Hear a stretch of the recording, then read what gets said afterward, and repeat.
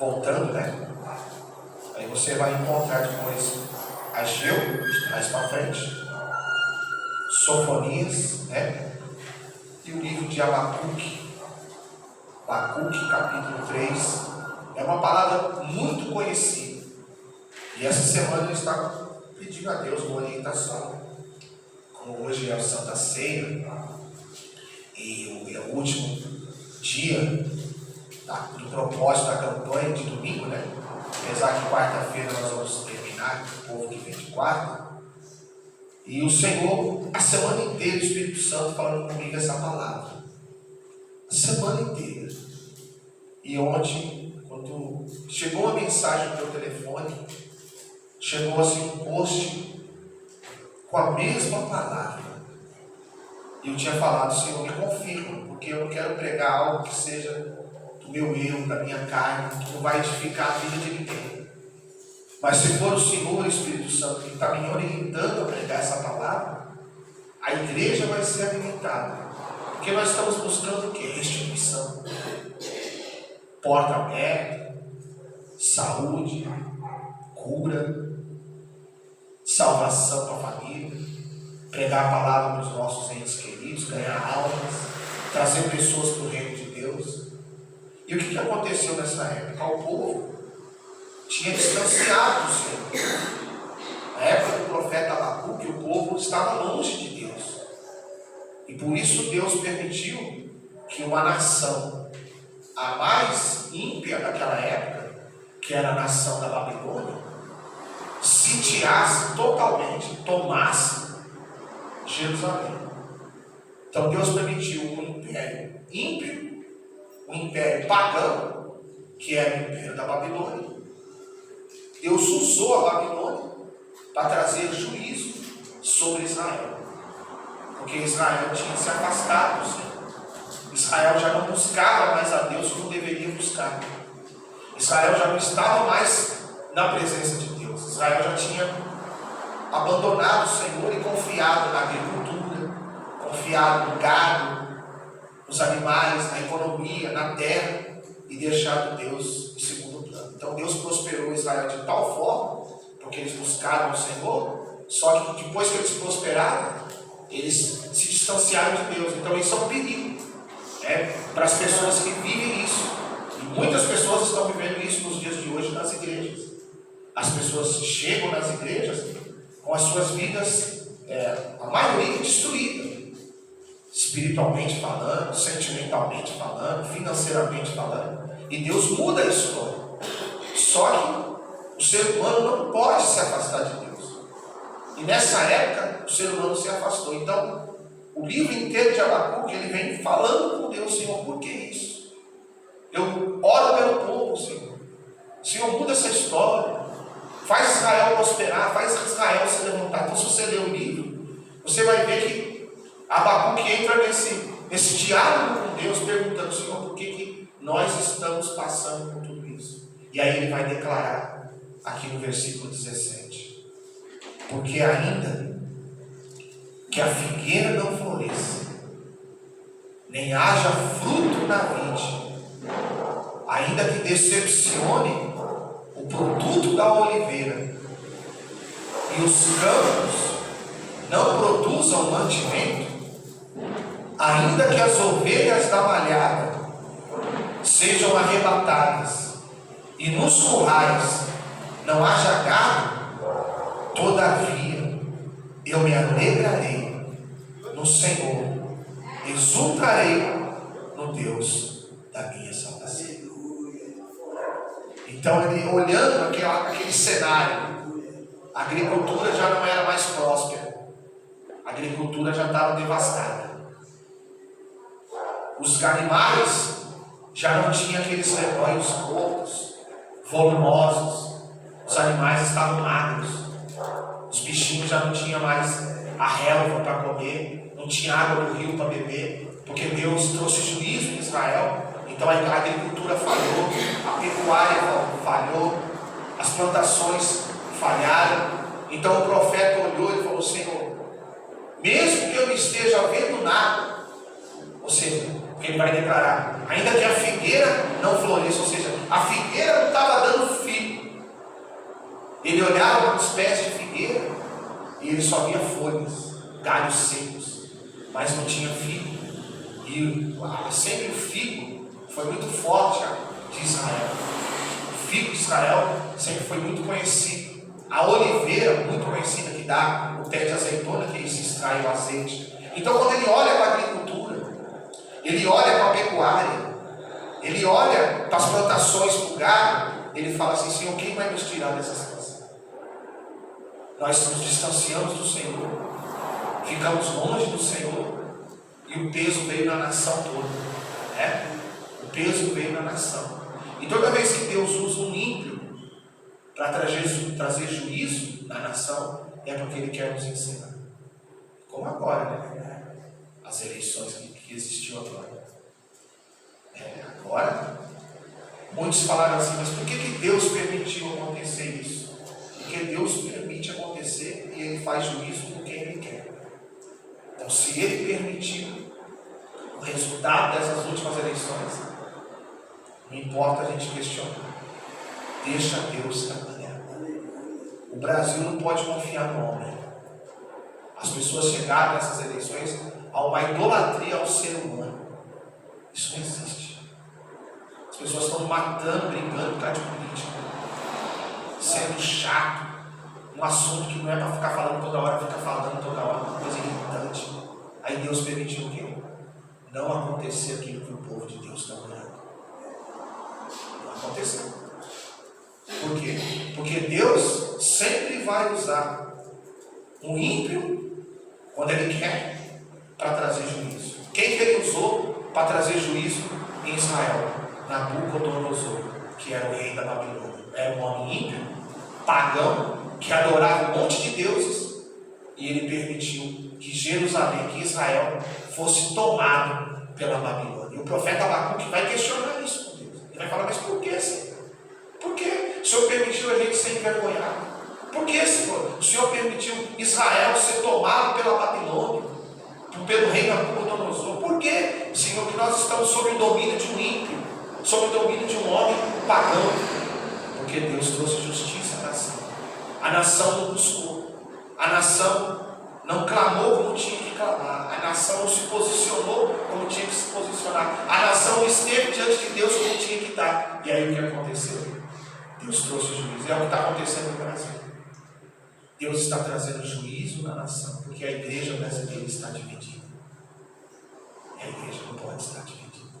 A Bíblia fala que a igreja, né, pastor, é um corpo só. A igreja, ela precisa andar o mesmo corpo, independente das placas.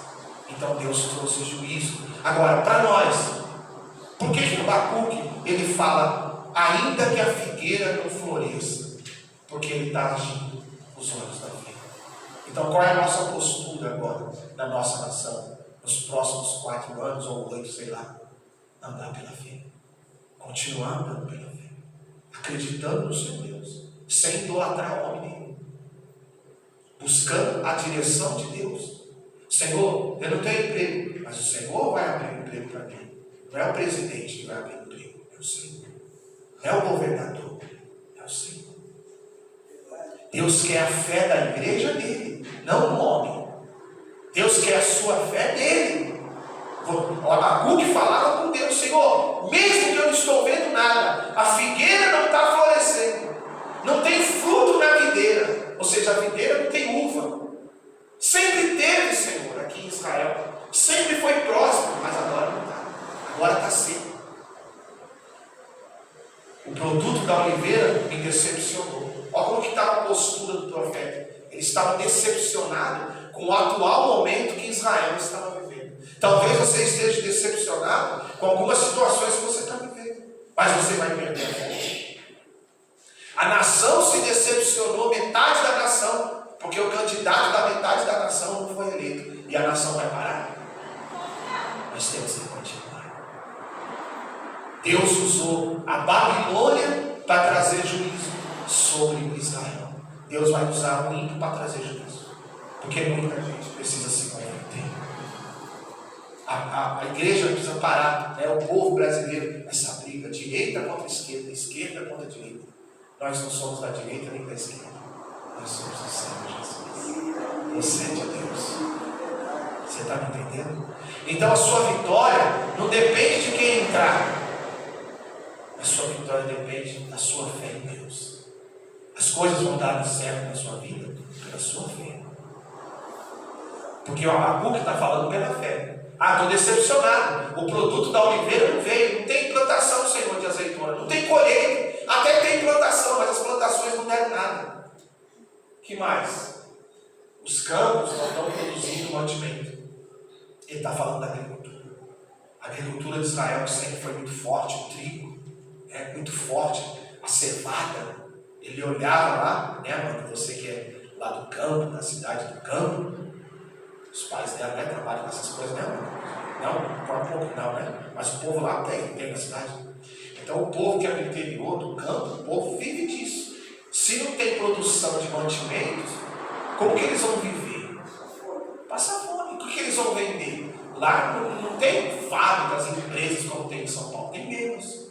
Então muitos vivem da produção do campo. Então o que aconteceu em Israel? As famílias começaram a ter dificuldades financeiras. Porque o campo não produzia nada. Não tinha mais o trigo, não tinha mais a cevada, não tinha mais a oliveira, não tinha mais a videira, não tinha mais a figueira. A base da agricultura, a base da economia de Israel era a agricultura. Só que Deus trouxe juízo, Deus trouxe justiça, e aí a agricultura começou a falhar. Os animais começaram a morrer, os rios começaram a se secar, já não tinha chuva abundante, já não tinha aquela colheita como eles esperavam. Mas por quê? Porque eles haviam se afastado e abandonado o Deus vivo. Então toda vez que acontece isso na humanidade, Deus traz juízo, Deus traz justiça. E dentro disso, houveram pessoas já de Israel, lá mesmo na Babilônia, que foram prosperando mesmo na dificuldade. Então é isso que Deus quer te dizer. Na dificuldade, Deus muda as situações. Na dificuldade, Deus muda o quadro que você está vivendo. Na dificuldade, Deus traz restituição.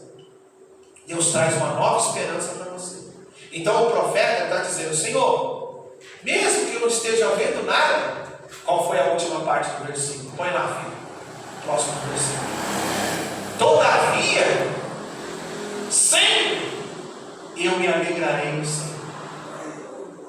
Ele está dizendo: não importa, Senhor, o que eu estou vivendo, eu vou continuar acreditando na sua palavra, eu vou continuar te buscando, eu vou continuar te servindo, eu vou continuar na tua presença, eu não vou desistir da minha fé. E é essa postura que nós temos que ter. Independente do alto D, do centro D, do resultado disso ou daquilo, a nossa fé é no Senhor. Todavia, eu me alegrarei. Mas como? Como se alegrar na dificuldade? Como se alegrar na prova? Como se alegrar no deserto? Só tem um jeito: é você buscar no Espírito Santo a força para você continuar vivendo. Porque é o Espírito Santo que te dá a força no dia a dia. Porque tem dia que você não vai querer nem sair da sua cama, pelo que você vai enfrentar, que você já sabe, mas você vai falar: Senhor, todavia eu me alegrarei no Deus da minha salvação. Ou seja, ele vai dizendo: eu sei que ele salva, eu sei que ele salva, eu sei que ele tira das situações difíceis. Não é o homem, não é o político, não é o médico, não é o advogado, não é o juiz, não é o gerente do banco. Eu sei. Eu não estou nas mãos do homem. Você tem que dizer: Senhor, eu não estou nas mãos do homem, eu não estou na mão do ser humano, eu estou nas mãos de Deus. E quando você põe o seu crédito no Senhor, a sua confiança no Senhor, Ele vê o seu coração. Confia. Se alegra. É isso, pastor. Nós temos que se alegrar. Paulo disse o quê? Pelo que sinto prazer nas necessidades, nas injúrias, nas perseguições, por amor de Cristo. Pois quando penso que estou fraco, então é que sou forte. Essa é a palavra para a igreja. A igreja não pode se apoiar no homem como coluna. Eu não posso me apoiar na sua fé. Você não pode se apoiar na minha fé. Nós temos que se apoiar em Deus. Então o profeta está dizendo: Senhor, está acontecendo tudo aqui em Israel. mas todavia, sempre eu vou continuar me alegrando. Eu vou continuar confiando, mesmo que eu não estou vendo nada acontecer. A figueira não está florescendo, a videira não está dando fruto. Eu estou me decepcionando com o produto da oliveira. Os campos não estão produzindo mantimento. Volta lá, filho, no 17. As vacas não estão produzindo leite. As ovelhas também não estão gerando. Porque ovelha gera ovelha, né? Mas e quando as ovelhas não querem gerar ovelha? Como que fica o pastor? Ele continua confiando no Senhor. Quando a ovelha não quer gerar ovelha, o pastor continua firme. Está me entendendo? Aí, cadê o povo? A ovelha não quer gerar ovelha. E não quer nem compromisso com Deus na Santa Ceia. Como que fica a fé do pastor? O pastor continua. Eu faço minha parte. Não posso fazer a sua parte. Você fez. Vocês fizeram, estou aqui. Cadê o povo? Santa Ceia. Não posso vir quinta-feira. Tá chovendo. Estou cansado. Regina, você veio da onde para o culto, filho? Jardim Fontanes. Quantos anos, filho? Foi impedimento para você? O povo mora aqui do lado e não vem para a igreja. O que o pastor pode fazer? Nada. A minha visão é a visão do Abacuque. Ainda que a figueira não floresça, nem haja fruto da vide, estou fazendo a minha parte. E eu vim cear. Vocês vieram cear. Amanda vem dar barulhos. O povo reclama de tudo. Por isso que Deus abandonou eles. Porque eles tinham abandonado Deus.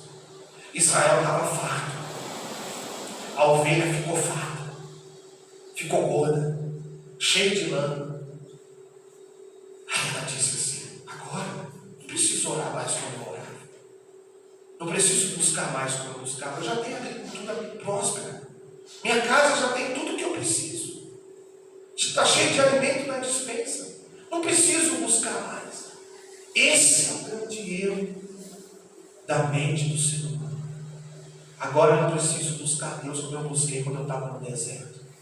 Esse é o grande erro. Porque no deserto se busca mais, é fato.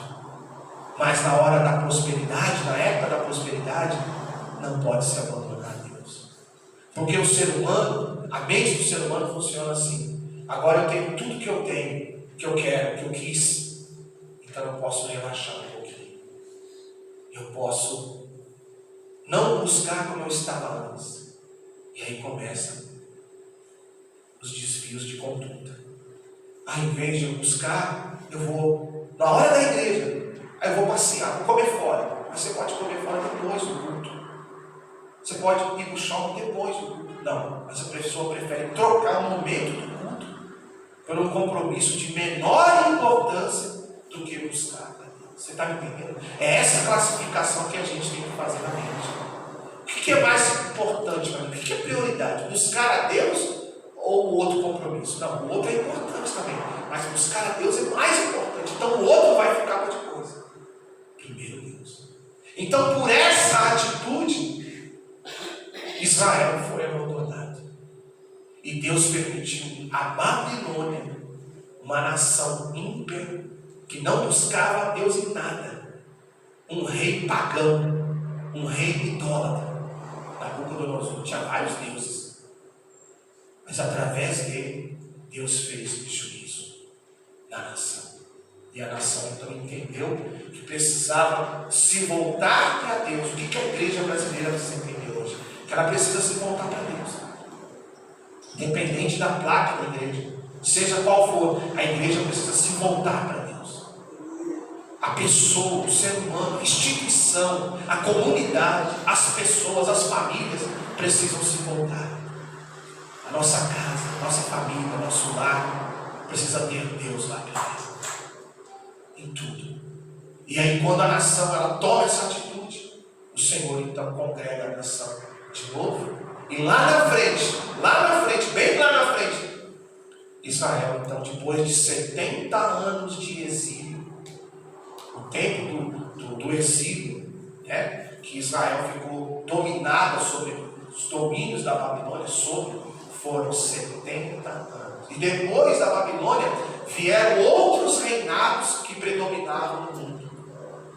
Foi o sonho de Daniel, né? Aquela estátua. Ele teve aquela estátua, ele sonhou com aquela estátua, com a cabeça de ouro, o peito de prata, o cinturão de bronze, né? Os pés de boi, as pernas de cobre, de ferro. Eram os 5 impérios dominantes do mundo, que foi o Império Babilônico, depois veio outros impérios que você já sabe, né? Vários impérios que foram dominantes no mundo, Sírio, e aí grego, romanos, tudo Deus trazendo juízo. Então lá na frente depois, Deus vai chamar o povo de volta para a presença dele, porque o povo entendeu que precisava passar por aquilo. É que muitas das vezes nós, como seres humanos, não queremos passar os momentos. Nós preferimos os momentos mais confortáveis. Porque quem é que gosta de viver na luta? E Deus sabe disso, que o ser humano não gosta disso. Mas dentre os seres humanos, tem aqueles que se destacam. No caso de Jó, que é a base da nossa campanha, a palavra base, na luta, ele teve seus momentos de intimidade com Deus. Mas ele ouviu, ele acatou, ele obedeceu. Quando Deus falou com ele, por acaso foi você, Jó, que criou isso, criou aquilo? Foi por acaso você, Jó, que fez isso ou aquilo? Ele entendeu que ele não podia questionar aquele momento, mas sim enfrentar.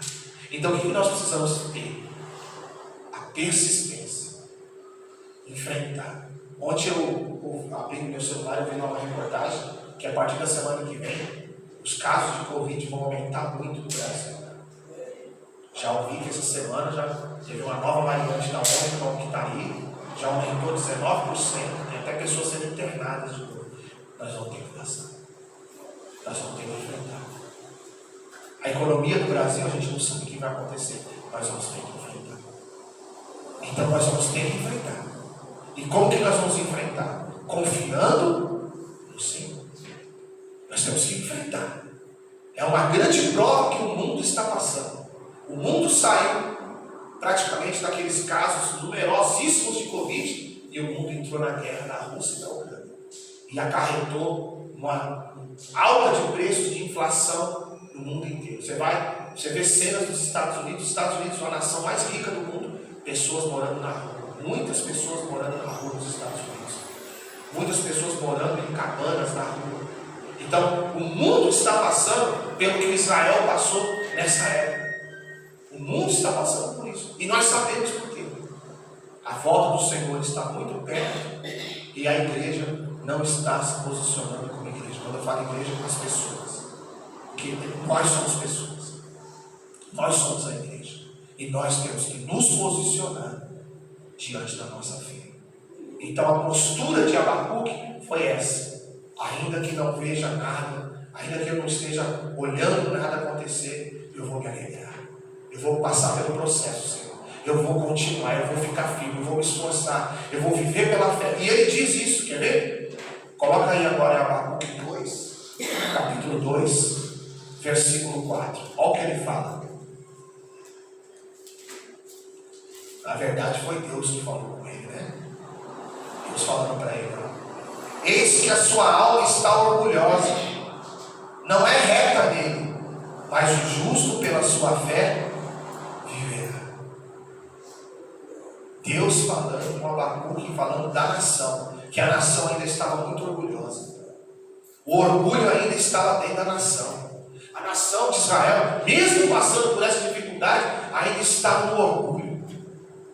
Sabe aquela pessoa, eu faço isso, eu tenho aquilo outro, isso está no meu domínio, eu que fiz isso, eu que tenho o controle disso. A nação fala assim, mas a gente é próspero, nós temos tudo aqui em Israel. Aí Deus fala, eis que a sua alma está orgulhosa, não é reta. Deus procura pessoas como Jó. Lembra lá, de um mês atrás que nós começamos a campanha? Por que Jó, ele ele foi visto diferente por Deus. Porque a Bíblia diz que Jó tinha 4 características: homem íntegro, reto, que se desviava do mal. Oi, pastor? Temente a Deus. Essa é a 4ª característica: íntegro, reto, temente a Deus e se desviava do mal. Então, o que Deus disse da nação nessa época? São orgulhosos e a alma deles não está reta. Olha lá, não é reta. A alma, além de ser orgulhosa, não é reta. Ou seja, Deus olhou para Israel e viu em Israel orgulho. Deus olhou para a alma do povo e viu a alma deles torta. Você está entendendo? Não sincera, não íntegra, não temente, não se desviava mais do mal. Então Deus permitiu uma nação tomar a outra. E o povo ficou 70 anos no exílio na época da Babilônia. Imagina, 70 anos, ao domínio das leis da Babilônia. Um povo que tinha um Deus vivo, que era Israel, não podia mais adorar a Deus. Tinha que trabalhar forçado. O que produzia tinha que dar para o rei. Os impostos tinha que pagar para o rei. Já morava nas casas que eram suas, mas pagava tributo para o rei. Por causa do pecado. Por causa de se afastar de Deus. Por causa do orgulho. O orgulho estraga muita coisa na vida do ser humano. Então Deus falou para Habacuque, falou: eis que a sua alma está orgulhosa. Ou seja, quantas pessoas a gente não vê hoje, mesmo pessoas que se dizem crentes, cristãos, orgulhosos, com o rei na barriga, achando que tudo pode por causa dele, porque ele, eu tenho, eu fiz, eu conquistei isso, eu conquistei aquilo. Não, você não conquistou nada, nem eu. Deus é que conquistou por nós. Deus é que dá para nós. Deus é que nos prospera. Se você está conseguindo estudar, a glória não é sua, a glória é de Deus. Se você conseguiu comprar uma casa, a glória não é sua, nem minha, a glória é de Deus. Se você conseguiu trocar de carro, a glória é de Deus. Se você conseguiu emprego, a glória é de Deus. Se você prosperou, a glória é de Deus. Se você foi curado, a glória é de Deus. Porque Jó foi curado, mas a glória foi de quem? De Deus.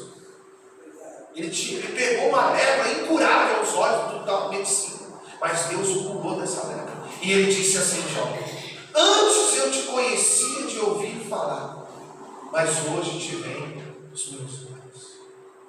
Então, o problema do ser humano ainda é esse: quando ele está mal, ele procura Deus, mas quando ele está bem, ele acha que não precisa mais de Deus. Isso tem um nome: orgulho.